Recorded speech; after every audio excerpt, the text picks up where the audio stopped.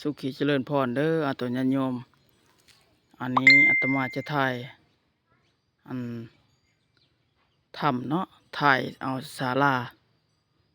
กำลังสร้างยังบ่สำเร็จที่วัดนาแคใหญ่เนาะเมืองอาสาพรผู้ใดมีจิตใจศรัทธาอยากมาขอสร้างขอเป็นศรัทธากะเรียนเชิญได้เด้อมาได้ตอนนี้สักได้90%แล้วแต่ยังหอดร้อยหน่อยนะ90%ยังไม่สำเร็จ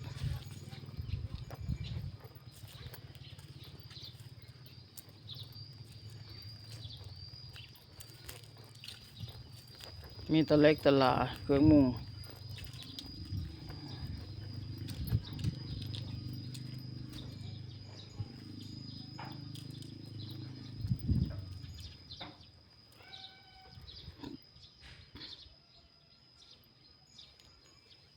เครื่องมุงเก่าแก้เอา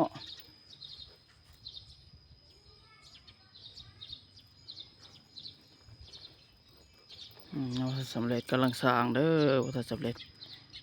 สักก็ได้ทางนี้ผู้ใดมีจิตศรัทธาศรัทธายังมาสร้างก็เรียนเชิญได้อาตุญาติโยมสุขีเจริญพรครูบาอาจารย์ชิพาสมเนาะพาเที่ยวถ่ายทำ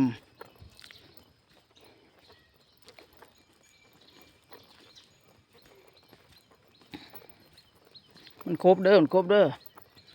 บ่คือแมวเฮาได้เฮ้ยแมวครบเด้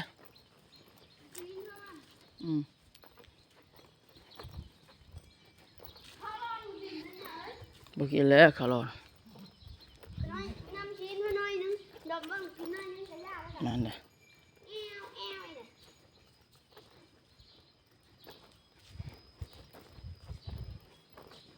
สีแดงบ่เนี่ย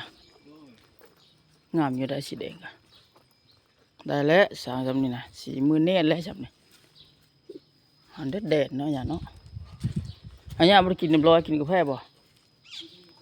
เอาบ่น้อยเยอะจนแบบมาเฮ้อ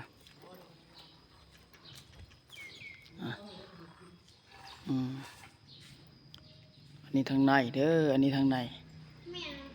เป็นกำลังสร้างเนาะ25 เมตรคูณ25เนาะทางกว้าง25 26พอแหละ